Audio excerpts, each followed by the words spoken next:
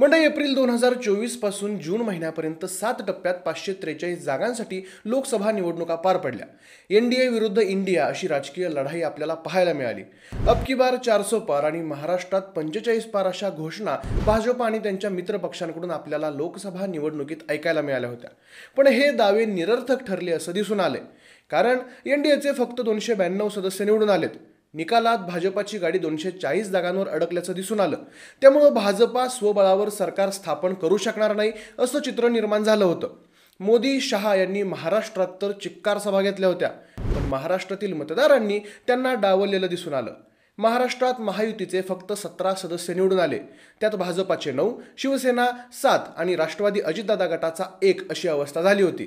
या उलट महाविकास आघाडीचे एकूण 30 सदस्य निवडून आले। शिवाय पश्चिम महाराष्ट्रात महायुतीला महाविकास आघाडीनं आसमान दाखवलं। हे सर्व कल पाहता या निकालाचा परिणाम नक्कीच येणाऱ्या विधानसभा निवडणुकीत होईल असा अंदाज आता वर्तवला जातोय। याच पश्चिम महाराष्ट्रातील काही जागा महायुतीचं टेन्शन नक्कीच वाढवतील यात शंका नाही। पश्चिम महाराष्ट्रात गेल्या 5 वर्षात महायुतीच्या आमदारांनी आपापली ताकद वाढवली, पण तरी सुद्धा काही जागा अशा आहेत जिथं काटेकी टक्कर होऊ शकते। मग याच पश्चिम महाराष्ट्रातील राजकीय दृष्ट्या अत्यंत महत्त्वाचा असणारा जिल्हा म्हणजे सातारा जिल्हा। याच जिल्ह्यातील अशा कोणत्या जागा महायुतीचं टेन्शन वाढवतील आणि कोणत्या मतदारसंघात काटेकी टक्कर होईल याचाच आढावा घेऊयात आजच्या व्हिडिओच्या माध्यमातून। नमस्कार मंडळी, मी आशुतोष आणि तुम्ही पाहताय .com अर्थात कॅरी ऑन मराठी। मंडळी, पश्चिम महाराष्ट्रातील एक महत्त्वाचा जिल्हा म्हणजे सातारा। 2024च्या लोकसभा निवडणुकीत इथून भाजपाचे उमेदवार असणारे उदयनराजे भोसले यांचा 32,217 मतांनी विजय झाला होता। सध्या जिल्ह्यात महायुतीचे 6 तर महाविकास आघाडीचे 2 आमदार आहेत। असं असलं तरी या जिल्ह्यातील काही विधानसभा मतदारसंघ महायुतीला जड जाणार अशी चर्चा आहे। त्यातला पहिला मतदारसंघ म्हणजे पाटण विधानसभा मतदारसंघ।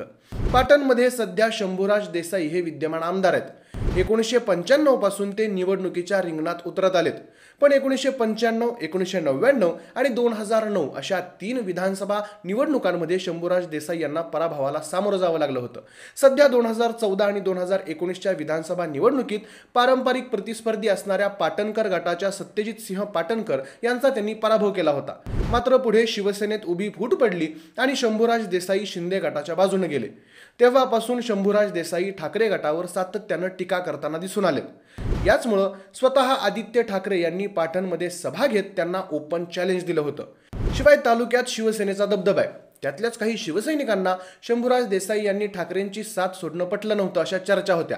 त्याचंच प्रतीक म्हणून की काय, लोकसभा निवडणुकीत पाटणमधून महायुतीच्या उमेदवाराला मताधिक्य मिळवून देण्यात स्वतः पालकमंत्री असणारे शंभूराज देसाई अपयशी ठरले होते। निकालानंतर स्वतः देसाईच एका कार्यक्रमामध्ये माझ्याच मतदारसंघात मी महायुतीच्या उमेदवाराला मताधिक्य देऊ शकलो नाही, त्यामुळं कमी पडलेल्या मतांची जबाबदारी स्वीकारून मला राज्याच्या मंत्रिमंडळातून मोकळं करावं अशी विनंती मी मुख्यमंत्र्यांकडे करणार आहे असं विधान त्यांनी केलं होतं। यावरूनच या मतदारसंघात त्यांच्या विरोधात अँटी इन्कम्बन्सीचं वातावरण असणार अशा चर्चा रंगल्यात। शिवाय आता शिवसेनेचे कोर मतदार आणि राष्ट्रवादीच्या सत्यजित सिंह पाटणकर यांची ताकद एक झाली तर इथून महायुतीला धक्का बसू शकतो असं बोललं जातंय। पण देसाई मुख्यमंत्री एकनाथ शिंदे यांच्या अत्यंत जवळचे आमदार आहेत, त्यामुळे शिंदे आपल्या शिलेदाराला निवडून आणण्यासाठी इथं जीवाचं रान करणार आणि कंबर कसणार यात शंका नाही। यानंतर भाजपला टेन्शन आहे असा जिल्ह्यातला दुसरा मतदारसंघ म्हणजे मान खटाव विधानसभा मतदारसंघ। हा मतदारसंघ माढा लोकसभा मतदारसंघात मोडतो। या विधानसभा मतदारसंघात सध्या भाजपाचे जयकुमार गोरे हे आमदार आहेत। 2019च्या विधानसभा निवडणुकीत जयकुमार गोरे आणि सध्या शरद पवार गटात असणाऱ्या प्रभाकर देशमुख यांच्यात अटीतटीची लढत झाली होती आणि त्या लढतीत जयकुमार गोरे विजयी झाले होते। जयकुमार गोरे अगदी निसटत्या मतांनी यात विजयी झाले होते। त्यात सुद्धा टेबल आणि खाट यामुळे या चिन्हांमध्ये असलेल्या मतविभाजनाचा फटका प्रभाकर देशमुख यांना बसला अशा चर्चा होत्या। त्यातच लोकसभा 2024च्या निवडणुकीत जरी या मतदारसंघातून महायुतीच्या रणजितसिंह नाईक निंबाळकर यांना 20,000च्या वर मताधिक्य असलं तरी त्यांचा माढा लोकसभा मतदारसंघात झालेला पराभव या मतदारसंघातील मतदानावर प्रभाव टाकणार असं बोललं जातंय। नुकतंच महायुतीत असणाऱ्या बच्चू कडू यांनी सुद्धा आपल्या अरविंद पिसे या कार्यकर्त्याला या मतदारसंघातून उमेदवारी जाहीर केली। मग जर मागच्या वेळीप्रमाणे सर्व विरोधक एकवटले तर इथून जयाभाऊंसाठी आत्ताची निवडणूक आरपारची होणार यात शंका नाही। स्वतः शरद पवार यांनी एका उद्घाटनाच्या कार्यक्रमामध्ये मान खटावमधल्या नेत्यांना तुम्ही एकत्र येऊन येत्या विधानसभा निवडणुकीत महाविकास आघाडीसाठी एकच उमेदवार द्या, निवडून आणण्याची जबाबदारी माझी असेल, असा निर्धार बोलून दाखवलाय. त्यामुळं पवार यंदा इथून मागच्या वेळेस झालेली चूक सुधारतील आणि आपल्या उमेदवाराला निवडून आणतील असं बोललं जाते. पण मंडळी, महाविकास आघाडीकडून मानखटाव मतदारसंघात इच्छुकांची संख्या भरपूर आहे. जर त्यांच्यात एकमत झालं नाही तर या भांडणात जयकुमार गोरे यांचा फायदा होईल आणि ते पुन्हा हमखास निवडून येतील अशी शक्यता आहे. मंडळी, यानंतर महायुतीसाठी डोकेदुखी ठरेल असा विधानसभा मतदारसंघ आहे फलटण.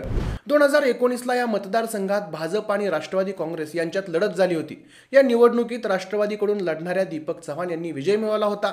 आमदार दीपक चव्हाण हे रामराजे नाईक निंबाळकर यांचे जवळचे कार्यकर्ते आणि समर्थक आहेत. ते सध्या अजित पवार यांच्या राष्ट्रवादी काँग्रेसमध्ये सामील आहेत. शिवाय ते महायुतीसोबत आहेत. परंतु लोकसभेला महायुतीत असून सुद्धा रामराजे गटानं विरोधात जाऊन काम केलं होतं. शिवाय एका कार्यक्रमात रामराजेंनी परिस्थिती आली तर तुतारी वाजवायला किती वेळ लागतो असं विधान केलं होतं. मग जर रामराजेंनी तुतारी हाती घेतली तर दीपक चव्हाण सुद्धा त्यांच्या सोबत तुतारी हातात घेतील, कारण फलटणच्या आमदारकी बाबतीत रामराजेच किंगमेकर असतात. त्यामुळे इथं रामराजे काय निर्णय घेतात यावर पुढची गणितं अवलंबून असतील. तर मंडळी, एकेकाळी राष्ट्रवादी आणि काँग्रेसचा बालेकिल्ला समजला जाणारा सातारा जिल्हा आता भाजपच्या ताब्यात आहे. पण तरी सुद्धा या सातारा जिल्ह्यातील या मतदारसंघांमुळे भाजपला टेन्शन आल्याचं बोललं जातंय. मग आता या मतदारसंघात भाजप पुन्हा एकदा बाजी मारेल की राष्ट्रवादी काँग्रेस आणि शिवसेना उद्धव ठाकरे गट इथून बाजी मारून हे मतदारसंघ पुन्हा एकदा आपल्या ताब्यात घेतील, हा चर्चेचा विषय आहे.